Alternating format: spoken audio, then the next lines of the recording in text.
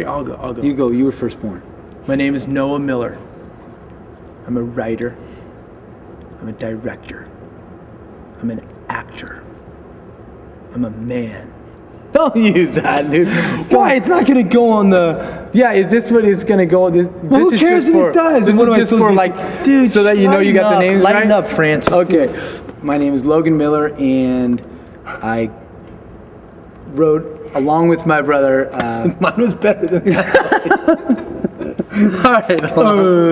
Okay. My name is Logan Miller, and I helped write, produce, direct, and act in Touching Home along with my brother here, Noah.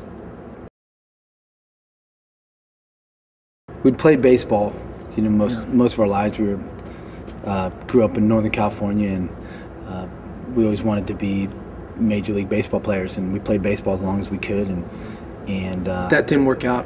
When we were living on our buddy's floor, Noah just said, "Hey, you know, why don't we find somebody to write a movie about us and our dad?"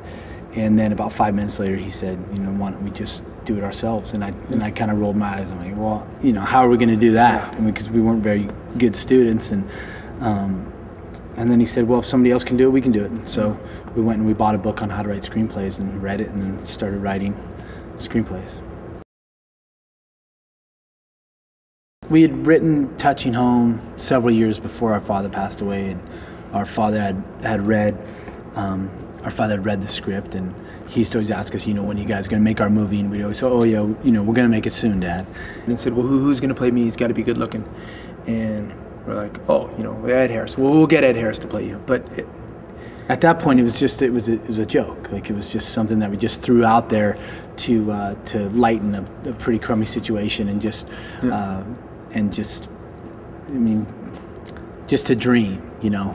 So yeah, we shot with the Colorado Rockies for a few days. Then we cut together this little 2-minute trailer, and then we heard that Ed Harris was coming to the San Francisco International Film Festival. And we said, "Okay, that's our guy. He's coming to where we live. We're gonna go talk to him." So we were able to sneak backstage, past the security and everyone, and we were able to get Ed's attention. And we tried to show him on the laptop the trailer, but the stage lights were flooding out the image, so you couldn't see anything. And then there was 1,500 people having an intermission, so you definitely couldn't hear anything.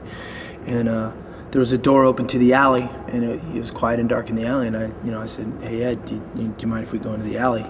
And he kind of shrugged, and he's all, "Sure, let's go into the alley."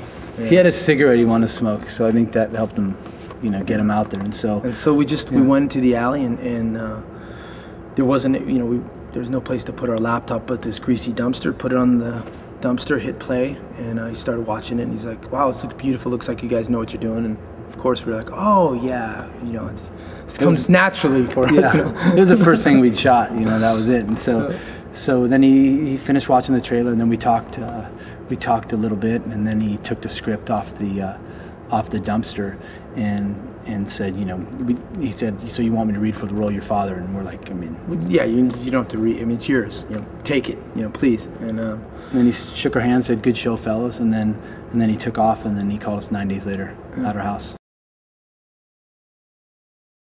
Yeah, I lived down here a couple of years and had a lot of great memories. And the team, the Rockies in the script is, you know, I played for the Blue Jays, but we couldn't afford to come all the way down to Florida. So that's another concession that you make. And you think it's so important and so crucial at the time. It's like, well, I played for the Blue Jays. And then you just go, well, what's important is that it's the journey, and that you know, you're playing for a minor league team. And so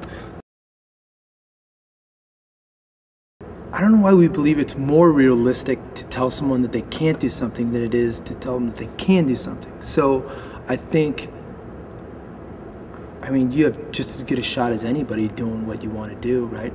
I just think you always, you know, what you don't know, you're going to figure out. Yeah. And just to do it. Yeah. You know, you only live, I mean, as far as I know, we're here one time. Even if you live to be 108 like Miss Rosa, right? It's going to be a very, you're here for a blip, so might as well just go after it, you know?